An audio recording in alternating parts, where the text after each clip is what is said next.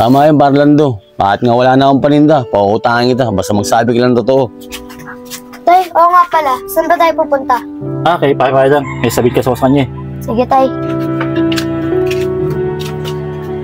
Kakunti na palang paninda ko. Kailangan ko makapamili mamaya. Uy, buti pre. Nabutan kita. May sabihin sana ako sa'yo eh. Ganun ba, pre? Ano ba yung sasabihin mo? Bala ko sana mautang sa'yo pre. Kasi si Mrs. hindi ko papadali. Saka itong anak ko. Gutom na. 3 araw hindi kumakain. Eh, bala ko sana mautang sa'yo eh. Pre, pautang. May utang ka pa sa akin ah. Pero sige, paputangin kita. Pero pag napadala yung miss mo, babayaran mo agad ah. Alam mo naman, yung puhunan ko rito, pinapaikot-ikot ko lang. Oo pre. Huwag kang magalala pre. Pag napadala asawa ko, babayaran ko agad yun. At may tubo ka pa pre. Sige pre. Kuha na kayo dito. Ano ba utangin mo? Tara na, Risha. Pinapautang tayo ng pare ko. Tara na, kunin natin ang kunin mo. Sige na. Tara na. Pare, sardinas pare ah. Risha, mag-shopping tayo. Pare, pwede ba itong ano kasi para mayroon kami sabaw? Pare ah. Lahat-lalatin ko na to. Huwag kang magalala pare. Pagka nakapagla si Misit, babayaran namin lahat to pare. Laki may pare, baka pwede rin itong... May ka ba sa patis kanto, nak? Opo, tay. Lahatin mo na yan. O sige, tara. Tay, pati pwede ba mag-request? Gusto ko na ano eh, chichirya eh. Chichirya pa, anak. Pare, yung anak ko, gusto yung chichirya. Pwede mo na makuha na to, pare. Anak mo, anak mo, anak. Babayaran natin ito pagdating ng nanay mo. Okay na, pre. Ayos na. Lista mo lang ito, pare. Pag nagpala si Mrs., huwag kang magala, babayaran ka namin. Tsaka pala, Ninang. Pahabol na pala ta ah. Oh, ito pa. Bili kasi ako sa gatas eh, pati magmamakaroni pasta ako. O, tara na, anak. Hindi na. Hindi na, pare. Uwi na kami. Ay. Barlando talaga oh. Nubos lahat ang paninda ko.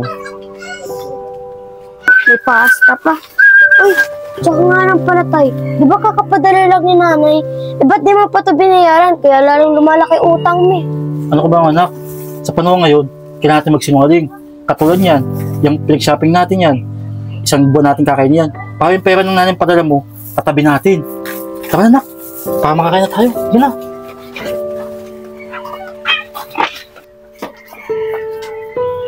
Tay, lalabas muna po ako. Pwede po makahingi ng pera. Pera ba, anak? O, anak, 100 to. Okay na ba to? Oo tay, okay na to. Marami-rami din ako makakain dito at mabubusog pa ako. O, sige na, anak. O, pop, nak. May sabihin nga pala ako sa'yo, nak. O nga pala, nak. Kailangan magsinungaling, nak, sa mga kaibigan mo, nak. Para hindi maubos yung pera mo. Sabi mo, wala kang pera, nak, ha? Tay, bakit po? Bakit po ako magsisinungaling? Dami-dami ko ng pera. Ano ko bang anak? Kailangan magsinungaling, anak. Para alam nila na wala kang pera. Para mailibre ka nila ng pagkain, di ba, anak? Yan ang tandaan mo, ha? Ganun po ba, tay? Tama nga kayo. Kasi minsan, ang bilis maubos ang pera ko eh. Kaya po simula ngayon, tay, magsisinungaling na ako sa mga kaibigan ko para lagi akong busog. Yan, nak. Magsinungaling ka, nak. Para lagi kang busog, nak. O, sige, nak. Magpakarusog ka. Sige po, tay. O, paano? Dito na ako, ah. O, sige, nak.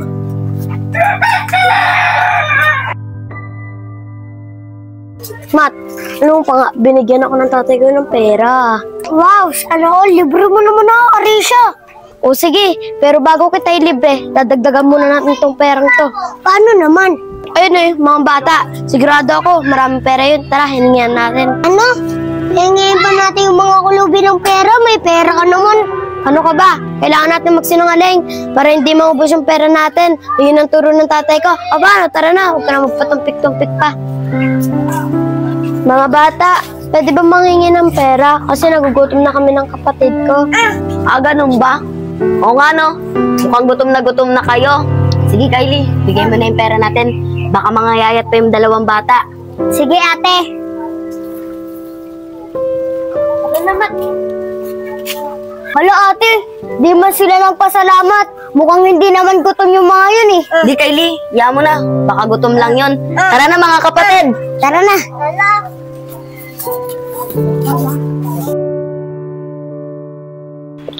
Ayos. Dami ko pong pera. 500 pa ako. Ilibre ko si Matitang 100. Tapos minatira pa sa akin 500. Tama nga talaga si tatay. Kailangan magsinungaling para laging busog. Gamit talaga nito. O, Arisha, anong ginagawa mo dyan? Tsaka ano yung narinig kong magsinungaling tama? Tsaka kanina yung pera yan, laki niya na. Tito, sa mga batang nangangalakal nga po pala to. Sinungaling na ako, na nagugutom ako. Mga uto-uto nga po sila eh. Binigyan agad nila ako. Ano? Sa mga batang nangangalakal pa yan, hiningi mo, nagsinungaling ka. Sino nagturo sa'yo niyan? Siyempre, ang tatay ko, kailangan nga daw po magsinungaling eh, para mabuhay ka sa mundo. Ano? Tatay mo pa mismo ang nagturo sa'yo niyan? Arisha, alam mo bang mali ang tinuturo ng tatay mo? Dahil yung pagsisinungaling, yung masamang gawain yan. Kaya yung tinuturo ng tatay mo, maling-mali yan. Dahil pagka nakasanayan mo yan, hanggang sa pagtanda mo na yan. Kaya Arisha, yung tinuturo ng tatay mo, huwag mo susundin at huwag mo papakinggan. Dahil di lahat ng tinuturo ng magulang ay nakakabuti sa mga anak. Kaya yung tatay mo, lahat na sinasabi sa'yo, huwag mo papakinggan dahil mali. Kaya yung tatay mo, gusto kong makausapin ha. Kaya Arisha, sige na, umuwi ka na sa inyo. Mamaya pupunta ako doon para kausapin ko yung tatay mo. Sige po, Tito Aris.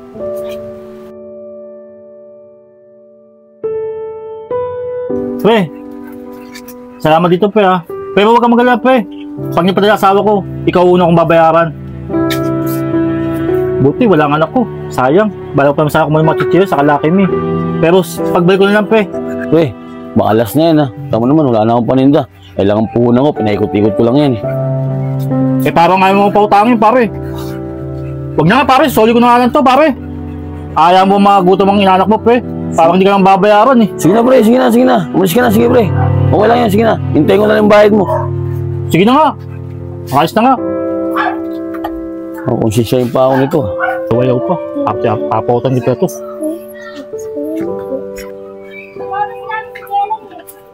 Uy, si Kuya Barok yun. Punta na naman si tatay nun. Para manayal, kailangan ko sabihin to kay tatay. Punta na nga. Tay! Andiyan si Kuya Barok. Mukhang maniningil. Ano nak? Tara nak! Tumingin na mahal ka na! Tara!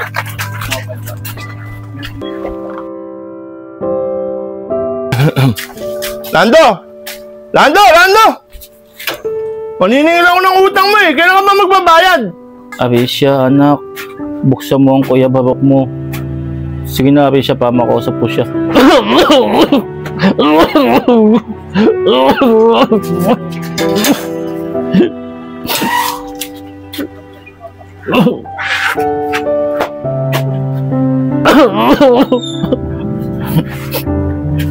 Kuya Barok, hindi mo nakikita ang kalagayan ko, Kuya Barok. Nadisgrasya ako. Lahat ng pera na ipon ko, nauubos. Pati pa ng asawa ko. Nagkautang-utang nga sa ibang bansa para sa papagamot ko. Tapos sisingil mo pa ako sa ganitong kalagayan ko, Kuya Barok. Maawa ka naman sa amin ng anak ko. Gutom na nga kami. Wala pa kaming almusal. Hindi nga makapaghanap buhay pa rin, Barok eh.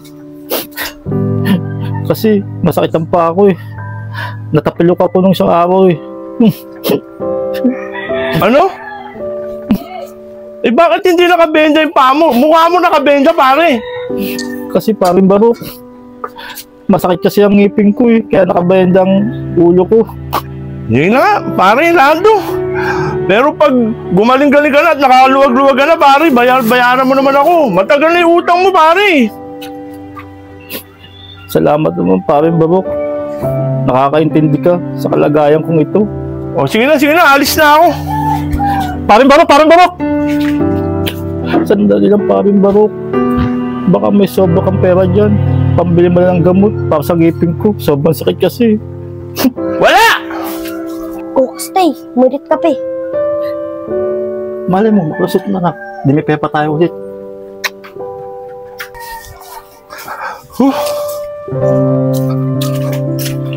Oh, pare Ryan, mukhang malalim yung iniisip mo ah. May problema ka ba?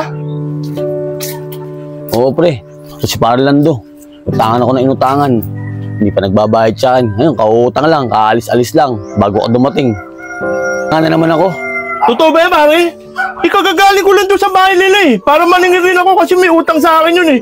Saka nabutan ko na ka-witcher eh. Nandun sila magtatay eh. Tapos nang utang na naman sa'yo. Totoo ba yan? Oo pre, aalis nga lang eh.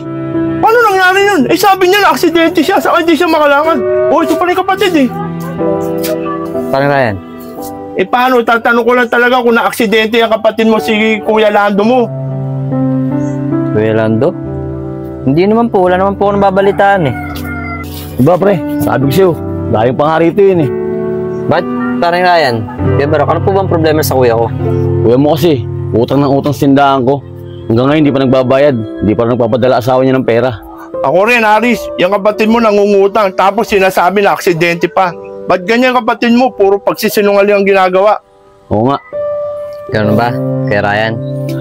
Kuya Barok, pasensya na kayo sa kuya ko ah. Hindi naman ako magkataas sa kuya ko kung bakit ganun siya eh. Kasi mismo anak niya, tinuturuan niya magsinungaling. Kung gusto niyo po, puntahan na lang natin siya para makausap siya. Sige. Punta natin yung kapatid mo para mapagsabihan mo. Diba, para Ryan? Oo nga. Tama yan, para mapaningil ng utang niya. Halika. Sige po, tara po. Oh, kita mo na anak. Kung di natin sinungaling, sana ay bayad natin itong pera na kay Kuya Barok mo. Oh, di ba? Itong pera na to, itatabi natin to para sa ipon natin. Okay ba? Tama? Pag sinungaling, di ba anak? Ay, oo nga pala, Tay. Si Tito Aris, pupunta nga pala dito ngayon. Ba't papunta si Kuya Aris mo dito? Kakausapin daw tayo eh. Ano? Naku, nak, sabahin mo, nak! Sabahin naman ko, bentama mo! Upo, nak, sabahin mo! Oh, Kain Barok. Bakit ka bumalik? Papirma ba ako ng pera, Kain Barok? Oh, pare Lando. Huwag ka na magsinungaling, pare Lando. Tignan mo, sa katarantahan mo. Nagkamali ka na ng beda, saka yung anak mo pa nakaupo sa wheelchair. Aris? Ryan? Anong ginagawa niyo dito? Kuya, tigilan mo na yung ginagawa mo. Pagsisinungaling. Pati anak mo, tinuturuan mo ng kamaliang asal. Pati itong mga kumpare mo, pinagsisinungalingan mo pa. Bakit mo ba ginagawa yan? Naku, Arisha. Yari tayo. Tara na, Arisha. Paliwanag na lang tayo. Arisha, tumayo ka na dyan. Paring Barok. Paring Ryan. Pasensya na kayo sa ginawa namin mag-ama. Kung naano namin kayo sa pagsisinungaling ko sa inyo. Paring Ryan, Paring Barok. Kaya ako naman nagagawa to. Kasi baka magalit yung asawa ko pag naubos yung ipon namin eh. Pati anak ko, ginawa ko pang kasangkapan sa pagsinungaling ko. Pero kuya, mali pa rin yung ginagawa mo eh. Ikaw, kampante ka dahil nagagawa mo ng paraan yung sarili mo at sisinungaling ka. Eh paano man itong iba? Naagrabyado mo, nauutangan mo, na hindi mo naman binabayaran. Diba? Mali yun. Dapat hindi mo na gawin yun eh. Tapos yung anak mo, tinuturuan mo pa magsinungaling. Anak mo naman parang Lando. Alam naman talaga namin na walang-wala ka. Hindi ka naman namin paihindian. O utangin ka naman namin. Pero huwag ganun. Huwag mo may lokoy ng kumpare mo. Saka yung anak mo, ginagamit pa pag sinungaling. O nga naman, pare Lando, tama si pare Ryan. Alam mo naman, may utang ka. Ilang buwan na.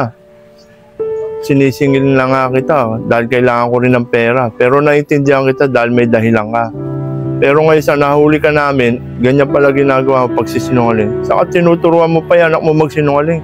Dapat hindi ganyan, pare. Kalalakihan ng anak mo yan. Kaya sana, baguhin mo na yung ugali mo, pare. Wait naman na kay Lando. Ang mabait ng mga kumpare mo. Inuunawa ka nila.